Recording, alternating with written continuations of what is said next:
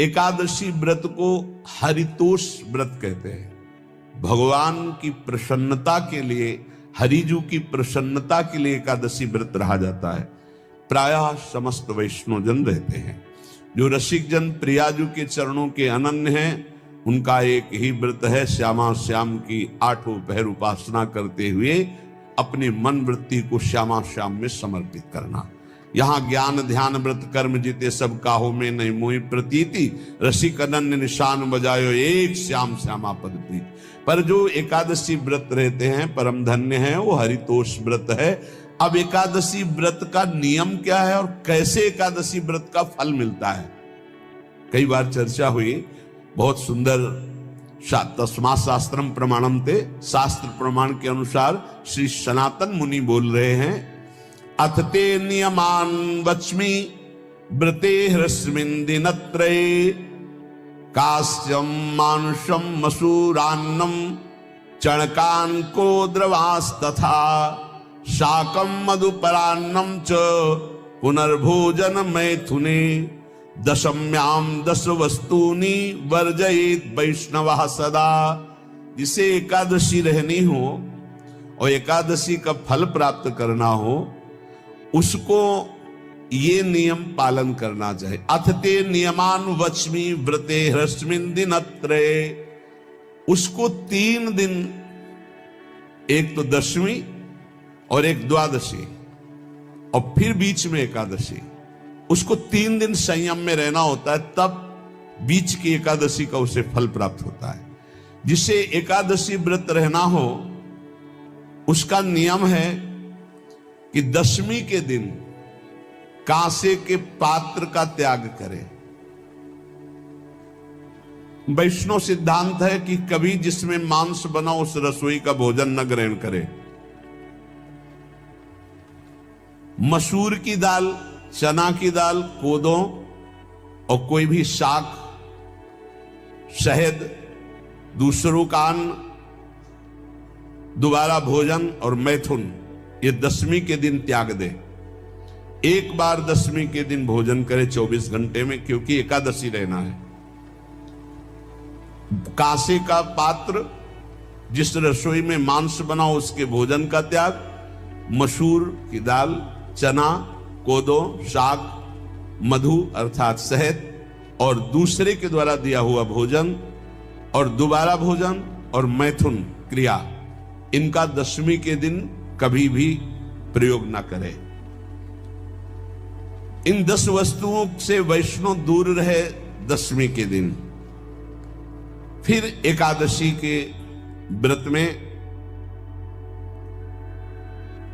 ये पीछे तो हम वर्णन कर ही चुके हैं, कहीं नहीं आया यहाँ कुटू का कचौड़ी पकौड़ी और सिंघाड़ा का हलवा और सावा, ये दुनिया के खीर और सब।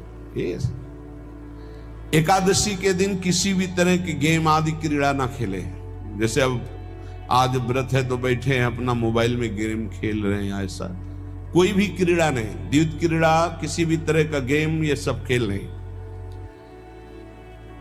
द्वैत क्रीड़ाम च निद्राम च तांबूलम दंत धावनम, परापवादम पैशून्यम स्तेयम हिंसाम तथा रतिम, कोपम हनत वाक्यम च एकादश्याम विवर्जयेत। एकादशी के दिन उपासक को चाहिए कि वो किसी भी तरह की क्रीड़ा, मनोरंजन बिल्कुल नहीं। चनिद्राम, नींद नहीं लेनी उसको, न दिन में न रात में, एकादशी व्रत। और प्रायः पुराने महापुरुषों ने ऐसा किया है। रामदास जी डाकोर के रात में जाते थे, रणछोड़ भगवान के यहाँ कीर्तन करते थे जाकर। तभी तो भगवान उनके कीर्तन पर, उनकी भक्ति पर रीछ कर गाड़ी में बैठकर उनके साथ आए थे। पूरी रात जगकर कीर्तन करना, और दिन में तो सोना ही निषेध है। द्वैत क्रीड़ाम च निद्राम च तांबूलम, पान खाना निषेध है। एकादशी को बिल्कुल नहीं, जो व्रत रह रहे हैं। और दंत धावनम, वृक्ष से तोड़कर जो दतून की जाती एकादशी के दिन नहीं। परापवादम, दूसरे की निंदा करना, चर्चा करना नहीं, अर्थात अधिकतर मौन व्रत धारण करे एकादशी के दिन। पैशून्यम, चुगली करना। स्तेयम, कोई चोरी करना। हिंसाम, वाणी से, शरीर से, मन से किसी को दुख पहुंचाना। रतिम, अर्थात भोग करना, मैथुन करना। कोपम, किसी के ऊपर गुस्सा करना। अनत वाक्यम, झूठ बोलना। एकादश्याम विवर्जयेत, एकादशी के दिन ये नहीं करना चाहिए। एकादशी को एक बार कुछ फलाहार शुद्ध, अगर आपके पास कोई व्यवस्था नहीं तो थोड़ा दूध है, जल है, ऐसे आप लेकर, या थोड़ा सा फल ले लिया, थोड़ा सा फल लेकर के प्राण पोषण, एक दिन में मर नहीं जाओगे। कितने तो निर्जला एकादशी रहते हैं, हर एकादशी निर्जला। पूज्य श्री मथुरा दास जी निर्जला ही रहते थे हर एकादशी। चलो भैया आपकी सामर्थ्य नहीं तो जल 2-4 बार ले लो, एक बार थोड़ा सा दूध और फल ले लो, चल जाएगा काम, प्राणों का पोषण हो जाएगा। ये आचरण न करे और एक बार कुछ आहार ले ले, वो भी शुद्ध भगवद अर्पित प्रसाद। फिर द्वादशी को काश्यम, मांसम, सुराम, छौद्रम, तैलम, वितथ भाषणम, व्यायामम च प्रवासम च पुनर्भोजन मैथुने, अस्पृश्य स्पर्श मासूरे द्वादश्याम द्वादश त्यजेत। कांस के पात्र में द्वादशी को भी भोजन न पावे। जिस रसोई में मांस बनाओ उसमें आहार न ले।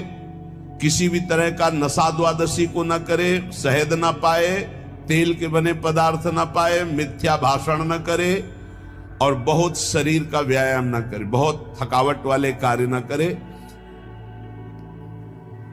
दोबारा भोजन न करे, एक बार द्वादशी को भी भोजन पवित्र। मैथुन न करे, जिसका स्पर्श नहीं किया जाता ऐसे पदार्थों का स्पर्श न करे, और मसूर की दाल न खाए। द्वादशी को जो इन नियमों का पालन करता है, दशमी द्वादशी ऐसे और एकादशी ऐसे, तब उसे एकादशी व्रत का फल प्राप्त होता है। जो इस पद्धति से एकादशी, ये जो मनमानी है सब नहीं, हर पदार्थ मिल जाएगा आपको फलाहार में। हर पदार्थ हमको बताया गया कि आपको जो चाहो वो सब पदार्थ फलाहार का। अरे भाई, हरितोष व्रत है तो हरि प्रसन्नता के लिए एक दिन भूखे रहने बहुत आनंद आता है।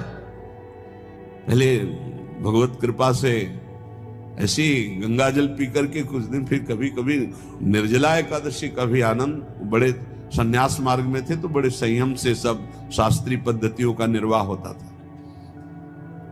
उपासक को चाहिए कि इन नियमों से व्रत का अनुष्ठान करे, मनमानी आचरण न करे। सबसे प्रार्थना जो एकादशी रहते हो, हरितोष व्रत इसे कहते हैं, भगवान की प्रसन्नता के लिए रहा जाता है, रहना चाहिए। जो अपनी आचार्य परंपरा में हैं जैसे, जिनका सिद्धांत है, पर रहने का सिद्धांत ये श्री सनत कुमार जी वर्णन, श्री सनक जी महाराज, ये सनत कुमार जी वर्णन की। सनक जी महाराज कह रहे हैं, यदि भगवान का आश्रय नहीं, सत्संग नहीं है, तो इन 4 में से एक हो तो नाश कर देता, फिर चारों हो तो सर्वनाश हो जाता है। यौवनम धन संपत्ति प्रभुत्व विवेकता एकैपमप्यनर्थाय किमु यत्र चतुष्टयम। यदि सत्संग नहीं है, यदि भगवद आश्रय नहीं है, खूब धन हो, जवान अवस्था हो, बढ़िया पद मिला हो, प्रभुत्व चलता हो और अज्ञान हो, फिर क्या कहना है? बोले ये चारों जहां मौजूद होते हैं वहां सर्वनाश का खेल शुरू हो जाता है। अगर इनमें से एक हो तो सर्वनाश करने में पर्याप्त है, और अगर चारों हो तो फिर क्या कहना है?